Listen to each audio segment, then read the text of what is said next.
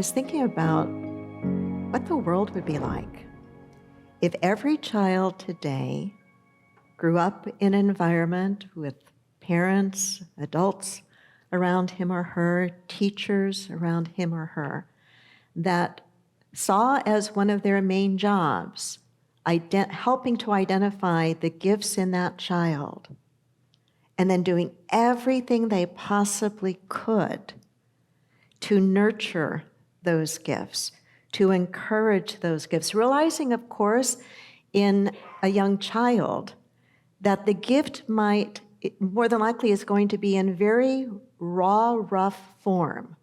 Like that little child that might be really bossy in the classroom might be the child whose gift is leadership. That bossiness needs to be refined and understood and surrounded with some skill, right?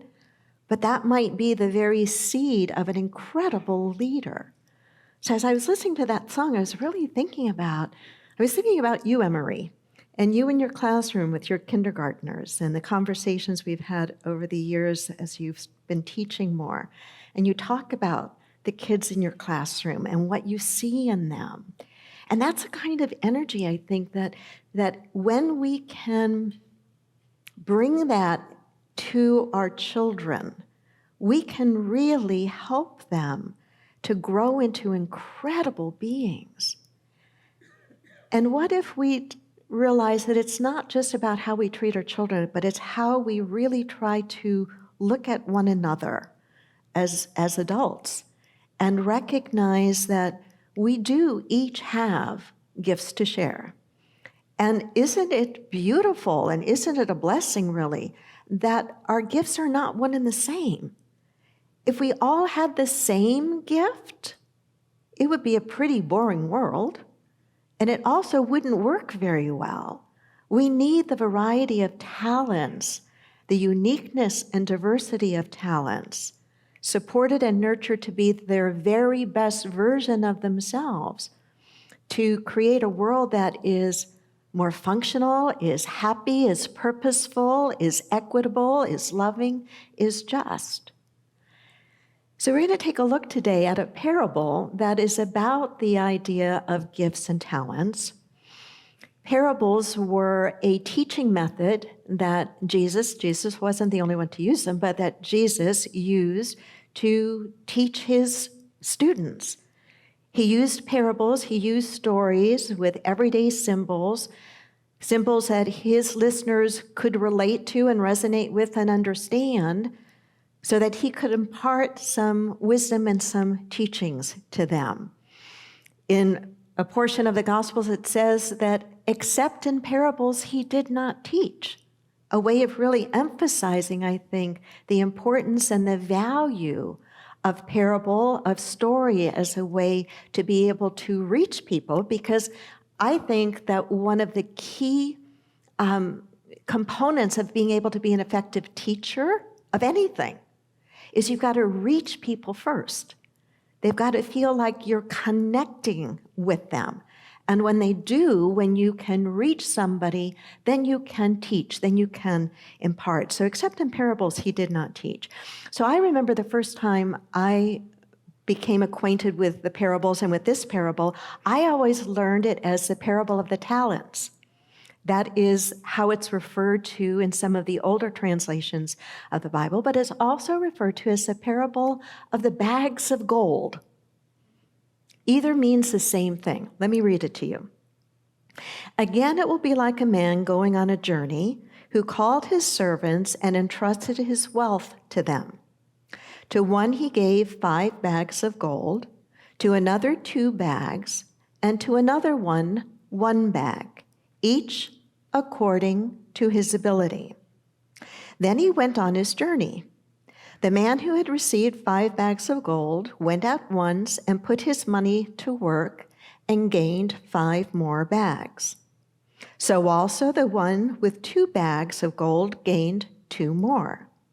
But the man who had received 1 bag went off, dug a hole in the ground, and hid his master's money. After a long time, the master of those servants returned and settled accounts with them. The man who had received 5 bags of gold brought the other 5. Master, he said, you entrusted me with 5 bags of gold. See, I have gained 5 more. His master replied, well done, good and faithful servant. You have been faithful with a few things. I will put you in charge of many things. Come and share in your master's happiness. The man with 2 bags of gold also came. Master, he said, you entrusted me with 2 bags of gold. See, I have gained 2 more. His master replied, well done, good and faithful servant. You have been faithful with a few things. I will put you in charge of many things. Come and share in your master's happiness. Then the man who had received 1 bag of gold came. Master, he said, I knew that you are a hard man, harvesting where you have not sown and gathering where you have not scattered seed. So I was afraid and went and hid your gold in the ground. See, here is what belongs to you. His master replied, you wicked, lazy servant. You knew that I harvest where I have not sown and gather where I have not gathered seed. Well, then you should have put my money on deposit with the bankers so that when I returned, I would have received it at least back with interest. So take the bag of gold from him and give it to the one who has 10 bags. For whoever has will be given more, and they will have abundance.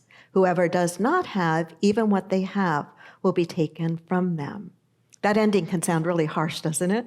And maybe you've heard that ending used in a negative sort of way, a blaming sort of way. Certainly much in the Bible can be taken that way, especially certain things taken literally. The parables were not meant to be taken literally. They were stories to convey a teaching, to reach people, to paint a picture, and by painting that picture with the story, helping a person to remember the story and then be able to pull back for themselves the lesson, the message in the story. And so in this parable, there are several layers of meaning that we can pull from it. One of the obvious layers of meaning has to do with the simple idea that we've all been given something of value. One servant was given 5, one servant was given 2, one servant was given 1, a way of saying that we've all been given something of value. We all have something of value. It can be a skill, it can be a talent, an ability, but every single one of us has been given something of value. Another very simple idea in the parable is that we need to use it, or what happens? We lose it. And when we use it constructively, when we use it, what happens? It multiplies, it grows, it expands. It's interesting in the parable that Jesus doesn't bother to paint a picture of what the 2-talent servant or 5-talent servant went and did with the talent or the bags of gold. He doesn't say how he multiplied them, but just that each of those 2 servants, the one given the 2 and the one given the 5, did something with what they were given, and in the use of what they were given, that use caused that gift, that bag of gold or that talent, to expand. And of course, the person that was given that 1 talent did what? And why did they do what they did with that 1 talent? They went and they did what? They hid it, right? They hid it. And we're told in the story, why did they hide it? Out of fear, out of fear, out of fear. I believe that there are those of us walking around in adult bodies that have incredible talents, but somewhere along the line, we're told that there was something either wrong with us or wrong with our talent, and so out of fear, we hold it back. We don't share it, or we don't even recognize it. We don't even recognize it. And that lack of using, that lack of recognizing it, not only harms us, but I think deprives the world of the talent that we've been entrusted with. Think of some of the most talented people that you know. Think of some of the most beautiful music that's ever been created, right? Would you not say that the ability to create beautiful music, to compose lyrics and melodies and songs and symphonies, would you not call that a talent? Yes. And think about how just that one gift of music can lift people up, right? Imagine if that gift had been denied, if that gift had been held back out of fear, or somebody had said to that young composer, you're no good, or nobody needs to listen to what you have to say, the world would be lesser for it, right? We do all have gifts to share. And I deeply believe that to the extent that we identify what our gifts are and that we do everything we can to develop them and to share them, that not only does our life work better, and it works better for those that are closest to us and that we love and care about the most, it also works better for the world. It also works better for the world.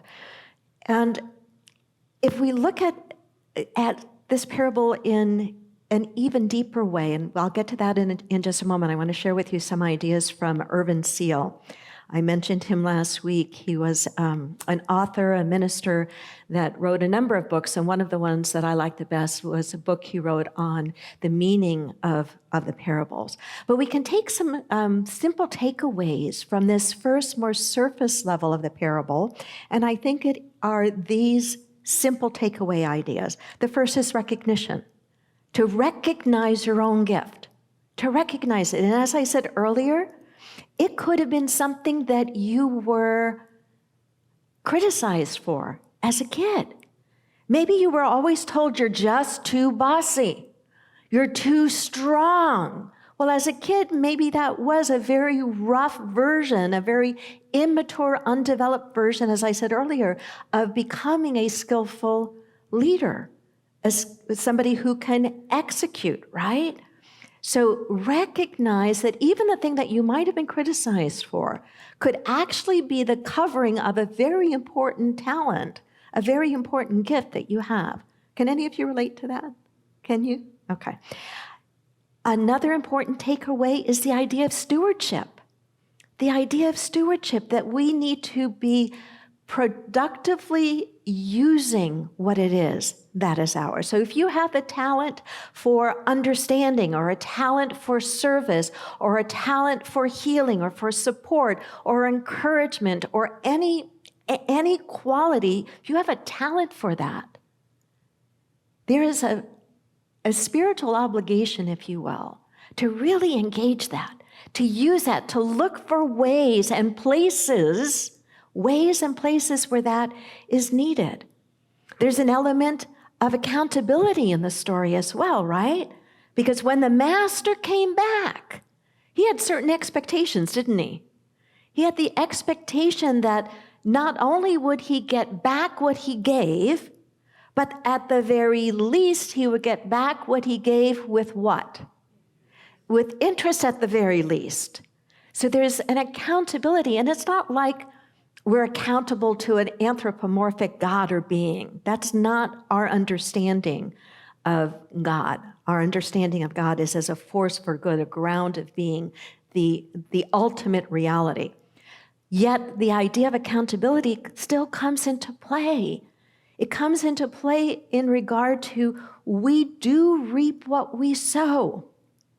When we put something into the universe with intention, with heart, with passion, when we put it in and we nurture it, it will grow. It will grow. That is the accounting for it, if you will. Another takeaway from the very surface level of the parable is risk-taking and faith. Risk-taking and faith. The servants that were given the 5 talents and the 2 talents, we don't know because it's a story, but it's a story about people, and people tend to be very similar when it comes to very basic qualities. And so it would be safe, perhaps, to assume that the 5 talent and 2 talent servant Though they took what they were given and they used it, there might have been a little bit of worry and fear in there. There might have been a little bit of, I sure hope that whatever I'm going to be doing with this is going to produce some results. But the important point is, if they did have any of that fear or any of that worry or concern, it was not stronger than their faith. It was not stronger than their faith. A really important growth, I think, in spiritual maturity comes when we realize that faith is not the absence of fear. Faith is the ability to hold on to something bigger than fear. Faith is the ability to recognize where and how we might be afraid, but not let that fear hold us back. Does that make sense? To me, that's what faith is. If we wait to step out in faith until all the fear is gone, we may find that we never step out at all. Because sometimes the very thing that we need to do is going to cause us a little bit of anxiety, a little bit of fear because of the unknown. But unlike the one-talent servant who let the fear override the faith, we are of the mind and the heart set that we can recognize that there might be some fear, that there might be some risk involved, but we hold on to the faith within that's stronger than that. To me, that's evidence of spiritual maturity. So I hinted that there is also yet a deeper level to the parable, and it's not like when we are trying to understand or interpret stories that there's only one right way. There's not. That's what's so beautiful about teaching by story and teaching by parable.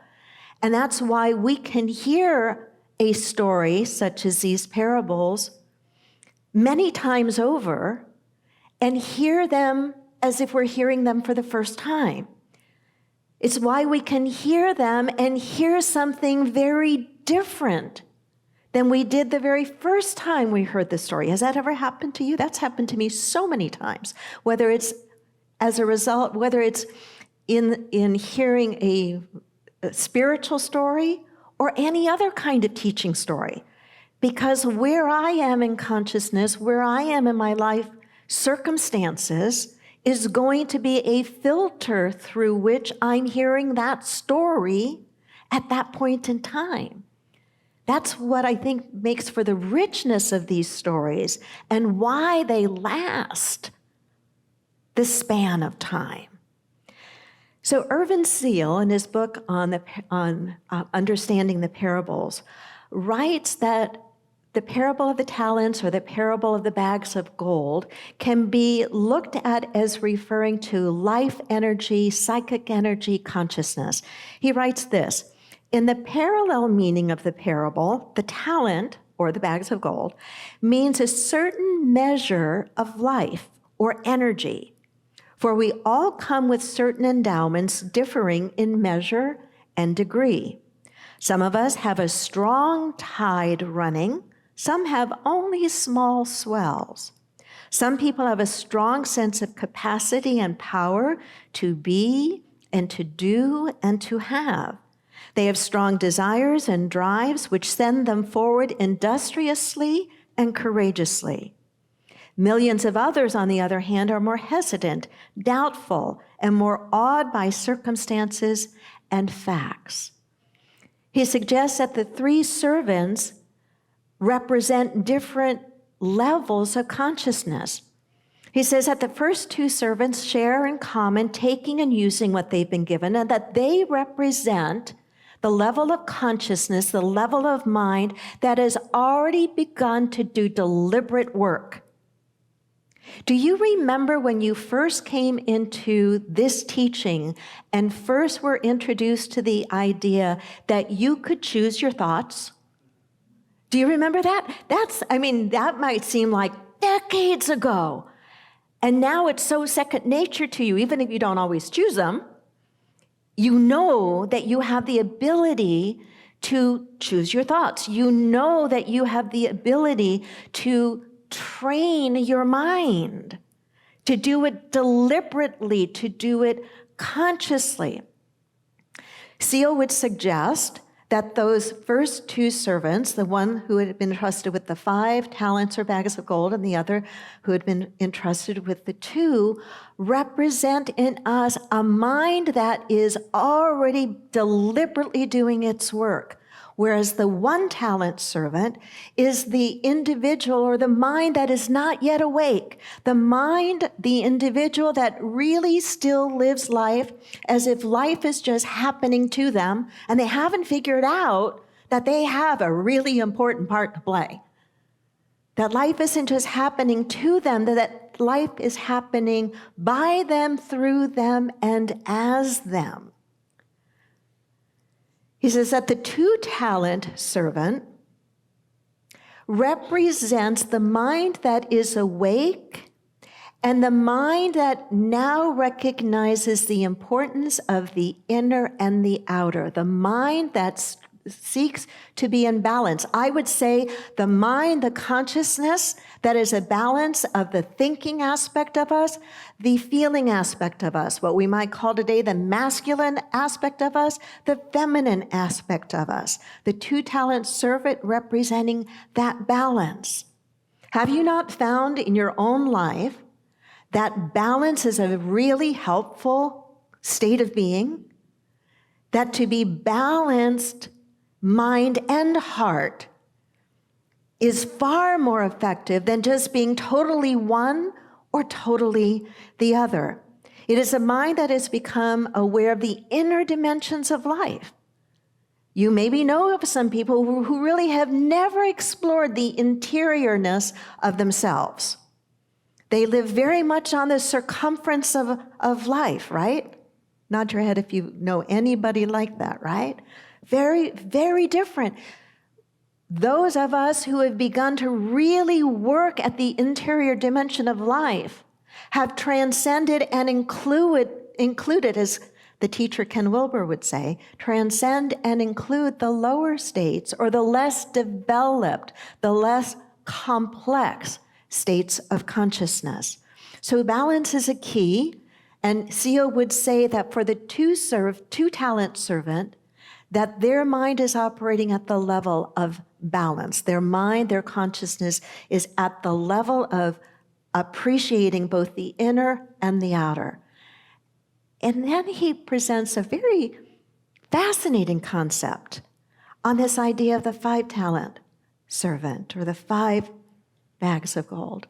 And he would suggest, and as I said, there's no right or wrong way to interpret parables and stories. There are just ways that might be particularly helpful and effective to wherever you are in your life and whatever you're dealing with at this moment in time. He suggests that perhaps the 5 talents represent the level of consciousness at which we are raising up and maturing our 5 senses. Raising up and maturing our 5 senses. We already know that there are various levels to our senses, right? We know that we don't see with our physical eyes the full spectrum of color, right? We know that we don't hear with our ears the full spectrum of sound.